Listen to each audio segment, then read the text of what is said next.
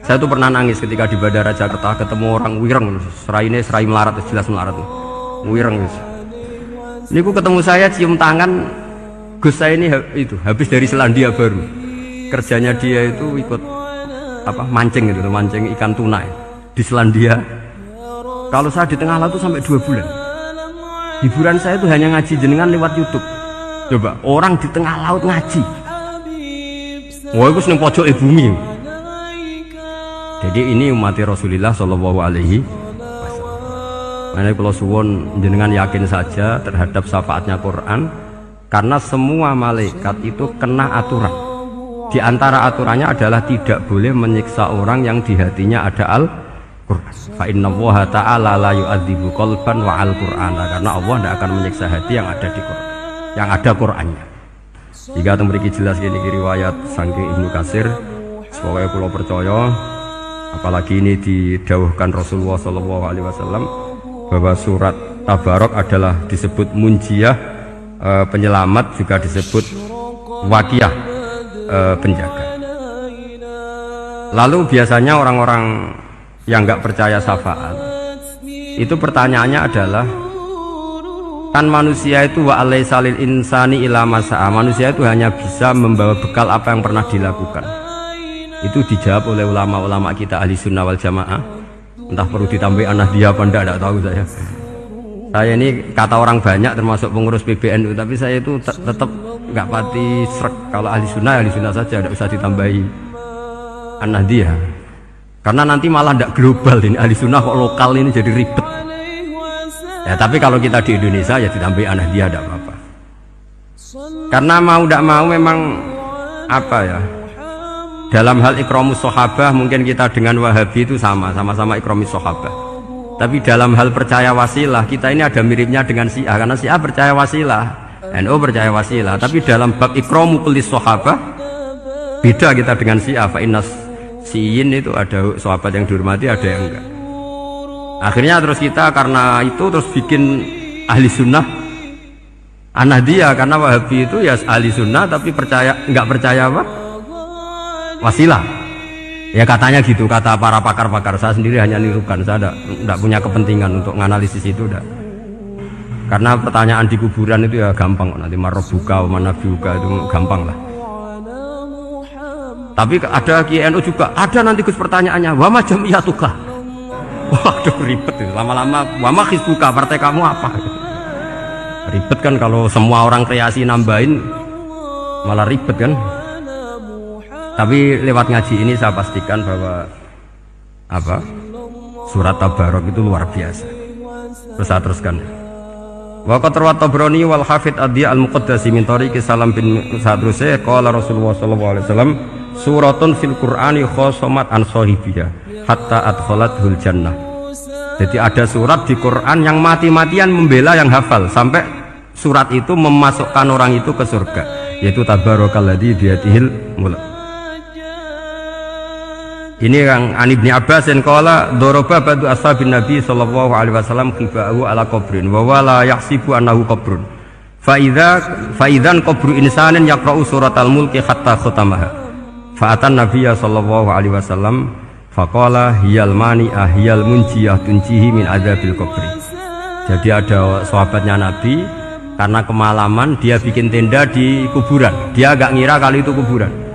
Ternyata di situ ada orang Sohibul Qabri ini baca surat Tabarok, kemudian peristiwa itu dilaporkan ke Rasulullah. Jawabnya Nabi apa? Memang surat Tabarok itu al-mani'ah, yang bisa menghalau atau menolak azab. Hiyal munjiyah, memang surat Tabarok itu menyelamatkan tunjihi min adzabil qabri, akan menyelamatkan orang itu dari siksa kubur. Ikut ke sekolah. Wa qala Tabrani haddatsana Muhammad bin Hasan, terus qala Rasulullah sallallahu alaihi wasallam lawadittu annaha fi qalbi kulli insani min ummati. Karena keramatnya surat Tabarok seperti itu, kata Nabi lawadittu pakai lam taukid, yakti seneng ingsun annaha di surah yaitu Tabarok fi qalbi kulli insani min ummati. Karena keramatnya surat Tabarok seperti itu, saya suka kalau semua umat saya itu hafal itu. Nah, alhamdulillah barokahnya didikan para kiai, para guru, hampir semua kita ini hafal surat Tabarok. Daripada yang kampanye harus hafal Quran semua, ya sudahlah, ini al-maisur la yasqutu bil ma'sur, atau ma la yudraku kulluh la yudraku kulluh. Jadi saya itu punya santri orang Sulawesi, itu dulu guru gitar, santri di Jogja. Dia dulu sekolah kesenian di Jogja terus jadi guru gitar. Saya ini kan kiai fikih, saya madzhabnya sama dengan Pak Najib, termasuk ngaramkan gitar kan.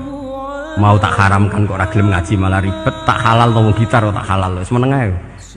Semeneng ae. Saya niru Mbah Mun, nek gak ono jawabane semeneng gak. Ya takok kadang, Gus, main gitar hukumnya piye? Kurang pegawean untuk jawab. Halal tak haram, Gus? Kurang pegawean jelas. Halal haram takok ribet. Tapi yang unik dari itu apa? Tiap tahun Beb itu datang ke saya setor surat Tabarok. Kadang ya setor 5 ayat, 20 ayat, sampai khatam. Naik pesawat dari Sulawesi. Gara-gara ngaji saya, sudahlah Gus, sementing aman katakan. Jadi aku ning donya wis main gitar saenakku, nak gak apal Tabarok bahaya gitu. Dia ngapalkan, apal betul. Sekarang kemarin setornya khatam. Ya hanya untuk ngelawan malaikat saja itu, untuk ngelawan malaikat itu. Saya kok tertarik gitu. Nah yang repot saya Beb, saya kiainya ngajarkan itu tapi lupa ngajarkan haramnya yang gitu-gitu. Wah ya ribet ya, sudahlah nanti biar surusi Allah Subhanahu wa ta'ala. Sudah itu sudah. Karena jadi kiai itu repot. Saya pernah Beb, tanggal 1 Syawal itu punya teman zaman di Sarang. Wonge wis wireng kriting soer, wireng kriting. Jarang ke saya tanggal 1 Syawal kecuali pas itu. Ternyata datang tuh karena teman saya, semakan senior saya, mau teko mau ngijazahi saya. Gus, kowe nak dadi kiai sing hati-hati. Aja geman dalil sing kowe ora iso nglakoni. Ono apa? Dia itu datang ke saya berarti tanggal 2 ya, tanggal 2 sore. Dia itu pas Idul Fitri itu pidato. Man shoma Ramadan wa atba'ahu sitan bin Syawal faka'annama shomat dahrakullah. Itu orang lugu-lugu poso. Bareng tanggal loro-loro pas wandekne rokokan. Wong lugu-lugu, wah rugi bah aku poso jebule jenengan ra kena dinut. Jadi semuanya yang poso 6 hari itu ngikuti kiai itu. Ternyata pas disowani pas rokokan, rugi bah aku anut jenengan. Tak nut poso jebule jenengan gak. Aku yang meneng ngene, lha opo kowe dalil ngono barang lho, lha opo ora iso nglakoni. Makanya ini hati-hati para kiai, nek dalil sing ora iso nglakoni ra usah. Nak khutbah id ora usah cerita poso 6 hari, kok malah diciri orang. Ya cerita wae wong nak berposo dosane di sepuro insyaallah, pokoke yang gampang-gampang saja. Nak dolan ning gone wong awan-awan dosa ganggu. Nak ra dolan sombong gak gelem silaturahim. Wae ngomong yang umum-umum saja. Jangan dalil poso 6 apa? Hari itu sekali ada yang anut ternyata kamu enggak bisa, wah itu repot. Ya jadi saya berharap sekali keyakinan guru-guru kita bahwa Al-Quran mensafaati itu kita terima an ilmin wa an bayinatin wa an hujatin. Kita bukan sekedar terima karena itu dawai guru, enggak, tapi satu bayinah, yaitu logikanya adalah malaikat itu mukallaf itu kena aturan hukum. Jika manusia kena aturan hukum harus menghormati orang hafal Quran, maka malaikat juga kena aturan yang sama, yaitu harus menghormati yang hafal Quran. Jadi boleh kamu nanti ketemu malaikat mungkar nakir, sertifikat Iqra khatam, qiraati khatam, syahadah saya hafid terbaik. Ya supaya dia enggak sembarangan nyiksa kita. Wah aku yakin mesti gak wani, yakin jajal sebenarnya. Tapi sampean matur, ojo tes tapi. Karena sekali dites bulet tuh. Ya jadi ini jelas ya, dawuh Nabi ketika cerita keramatnya surat Tabarok, dawuh Nabi lawaditu annaha fi qalbi kulli insanin min ummati. Wa qad rawa hadzal hadits Abd bin Humaid fi musnadihi bi absata min hadza. Faqala, ada yang cerita lebih detail di riwayat itu, fa innaha al-munjiyah wal mujadilah tujadilu autokhosimu yaumal qiyamah inda rabbiha liqairiha. Nah ini lebih gampang lagi. Surat Tabarok itu mati-matian bela yang baca. Semoga riwayat ini yang benar, bukan li hafidhiha tapi li qari'iha. Taman milih riwayat yang hafal apa yang baca?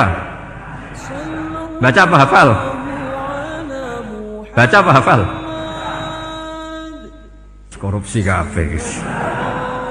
Jadi ada riwayat itu tujadilu au tukhasimu yaumal qiyamah inda rabbiha liqari'iha. Bagi yang baca tidak harus hafal. Wa tatlubu lahu ayun jiyahu min adzabin nar wa yunjiya biha utawayan sahibaha min adzabil qabri. Jadi surat ini akan mati-matian bela yang membaca. Tadi kan riwayatnya hafal, jadi saya terjemah hafal terus. Akhir-akhir kok ada diskon cukup baca ya, ini tak ganti karena ini demi jenengan tak cari riwayat paling gampang. Sebetulnya ini enggak etis ya. Kayak ilmu pesanan. Ya tapi ya sudah, memang ada riwayat apa? Liqariha. Akhirnya Nabi ya lagi-lagi menutup dawe lawadittu annaha fi qalbi kulli insani min ummati. Saya suka lawadittu itu pakai lam li taukid itu. Lawadittu annaha fi qalbi kulli insani min ummati. Tapi saya suka sekali kalau itu ada di hati semua umat. Artinya gini, dari sekian riwayat sebetulnya itu kuat riwayat yang hafal. Karena Nabi selalu menutup dengan ngendikan saya suka kalau itu ada di hati, selalu ada di hati. Itu artinya hafal apa baca? Yo menengai sampe pucat kandhani kok angel temen. Hafal apa baca? Lawadittu annaha fi qalbi kulli insani min ummati. Itu hafal apa baca? Hafal. Ya berarti hafal. Ini yang hafal tabarok berapa? Semua ya? Hafal semua? Aman berarti, no?